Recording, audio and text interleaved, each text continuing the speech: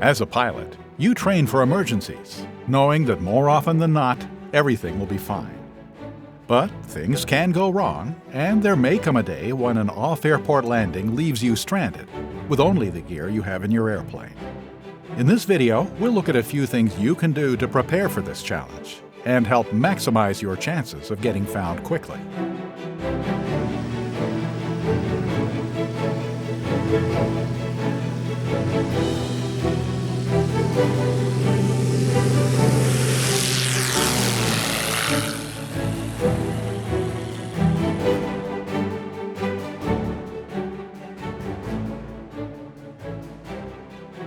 When it comes to survival preparedness, the regulations offer no clear guidance on what equipment you should carry in the continental U.S., and Canadian regulations can be interpreted differently by different pilots.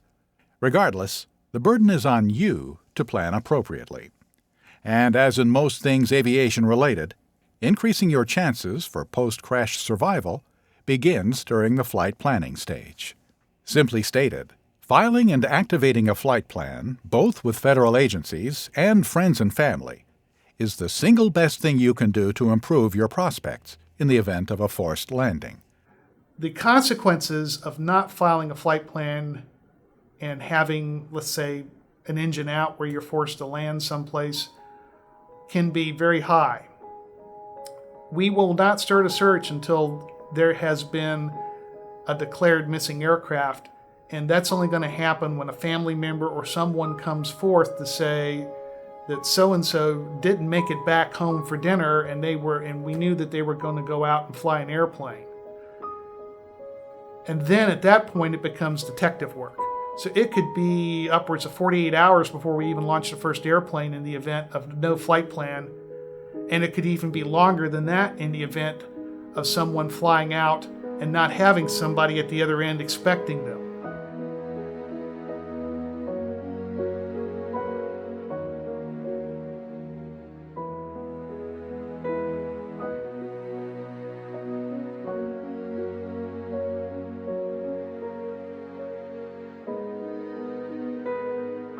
In all the cases where we found an accident site quickly, they were inevitably had a flight plan and they were following the flight plan. It's the ones that go 2 weeks are usually missions and with no fines at the end of which, those are usually the ones that there were no flight plans, or it was a case of maybe there was a flight plan but someone didn't follow it.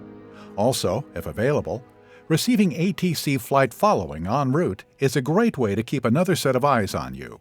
And if you're qualified, opening an IFR flight plan will increase your visibility to ATC and let them know you're out there, even in areas of sparse radar coverage. When planning your trip, it's easy to think mostly about the point of departure and the destination.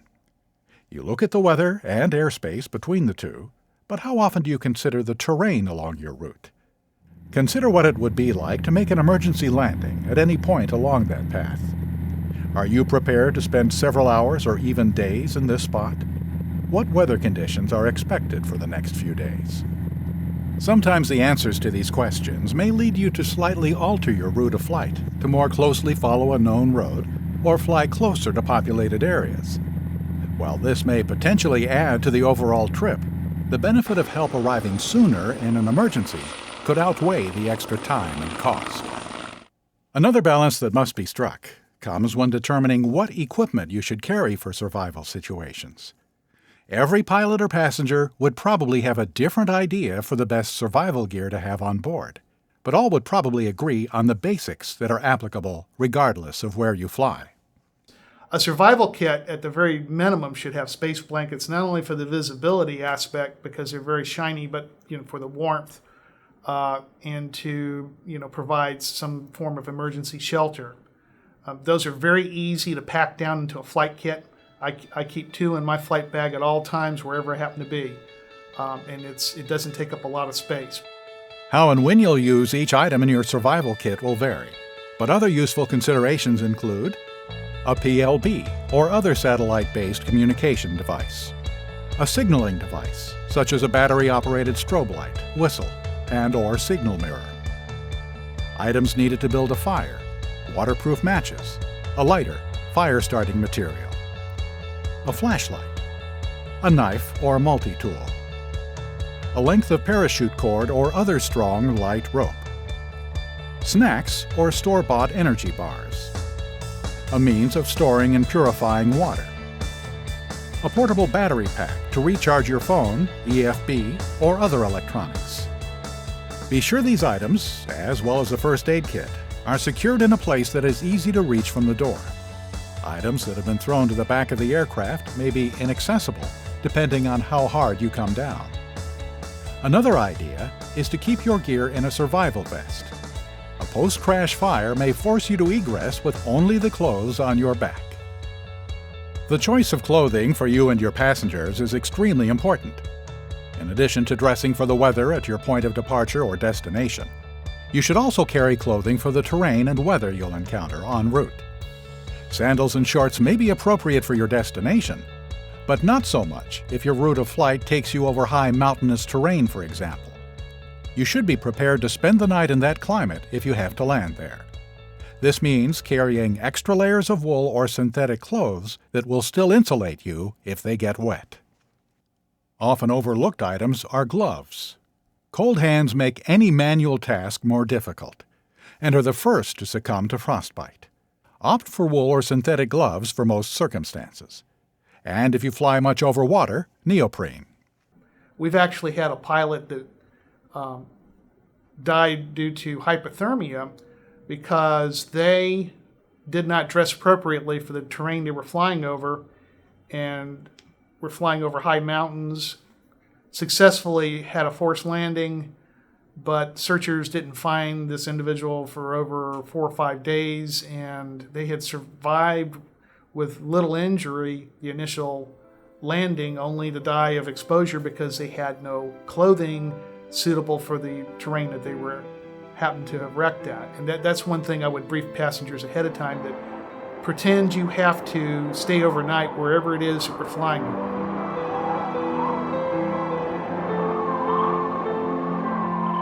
You survived a forced landing with no signs of civilization for miles. Now what? Once you're free from the aircraft, take stock of your situation. Your first priority will be to address any medical emergencies to the best of your ability. Your second order of business is to try to communicate your situation and location. Make sure your ELT is on, but consider it may have been damaged. If your avionics are still working, you may be able to pull GPS coordinates from them. Another idea is to use your sectionals. Your paper sectionals have latitude and longitude coordinates printed along the edges. That could be an argument for flying with them, if only for backup. If your radios are working and it's safe to be in the cockpit, try to reach ATC on the emergency frequency, 121.5, or the last frequency you were on with them.